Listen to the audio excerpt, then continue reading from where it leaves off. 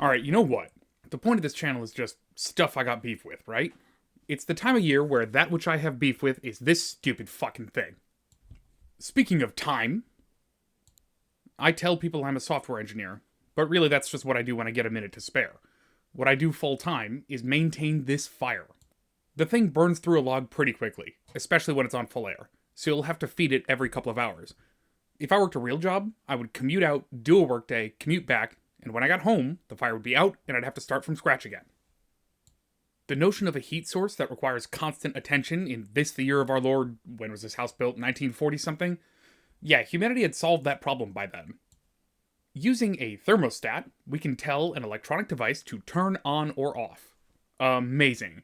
So if you have a good heating system, when does it turn on? When it's cold. Duh.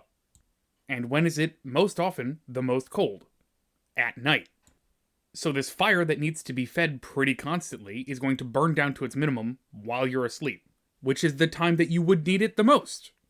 In this cursed state full of boomers, people act like it's the fucking frozen tundra, constantly worrying about warmth and heat, but cooling is treated like decadence. So how much heat do you need? I know, I'm a freak in this regard. But most of us aren't the Iceman. You only need a certain amount of heat. This particular stove is rated for a house almost twice this size, in Norway, where it actually gets cold. I kind of feel guilty about owning this, when some more typical Nutmegosaurus would really enjoy being way too hot all winter. So, for my part, I wish this thing had a low setting. Oh well. For the environment's part, there are ways to produce more heat more efficiently. The first year I was here, I tried to buy firewood. The only guy who had a not insane price missed our appointment, and he was never heard from again. Anyway, I did the math. This apparently too good to be true price for wood was like 3 times the price of using the electric baseboards installed in the 80s. And yeah, the baseboards were installed by someone who's going to be so stoked when he learns about the existence of a couch. But at least the heat is distributed throughout the house. And you have a continuous dial in every room. What fanciful imagination brought such wondrous future to us? Well, not us. Previous generations. As usual, we get simulacra. Hey, remember that school that got smart lighting with the power of the cloud, and then the dumbass provider went out of business? Did they get the ability to turn off their lights this year? You may have been wondering this whole time, Hamburger, if you truly hate this thing, like on a spiritual level, why are you using it at all right now? Shout out to my dad and the dead tree he had to get rid of. I got hooked up with this firewood for free. Now the math works the other way. Obviously the right choice is the free heating. Just this once. That's the financial cost. The gold price, as it were. What about the iron price? It is known, all tools require a blood sacrifice. Well, not my heat pump. I've yet to get sliced open by it.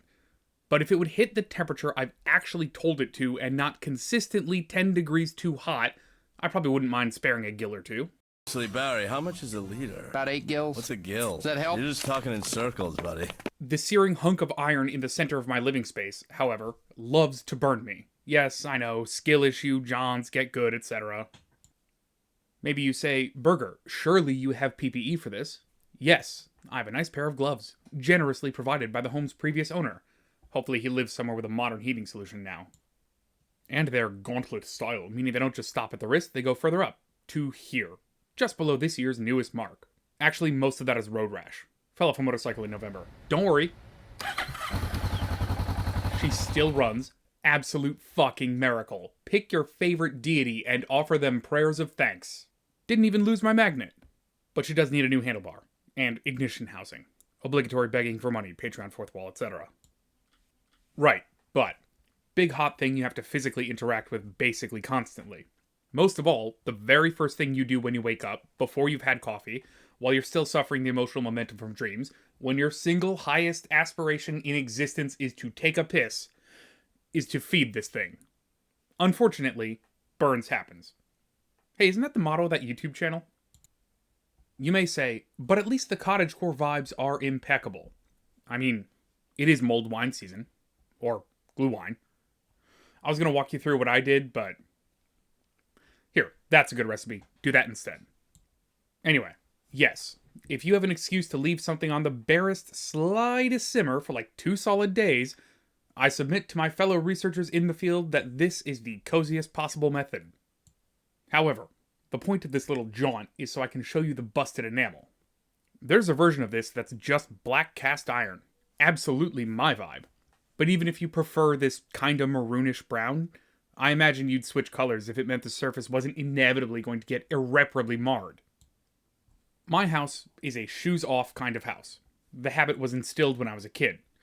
When I started paying to rent my own square footage, I guess I wanted to truly experience the carpeting I was indebted for. Or maybe it's just that I don't have any love for footwear. There are people who do, and I mean really do, have love for shoes. I can't fathom it, but hats off to them. So when I indulge in our former vice president's most hated human endeavor, and my lady friend insists on continuing to feature her clunky New Balances while on the clock, she tells me it's because my floor is atypically filthy. There's a certain amount of what my mother would call male pattern blindness, I can't deny, but the biggest contributor is ash. Ash and splinters. I'm constantly sweeping up the detritus from this damn near simian primitive ritual. Lulu can't handle this. Lulu can't handle lots of things. Look, she's doing her best. Even if her best is... well, let's move on. You're doing fine, honey.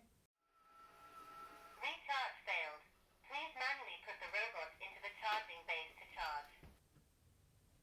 When I moved into this house, I knew that the first priority would be the human necessity that this entire cursed place full of nutmegosauri seemed to think is a decadent luxury.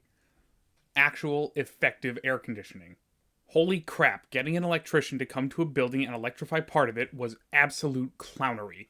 The nearest HVAC place, in spite of all their aggressive advertising, said it was impossible on this house. Cowards.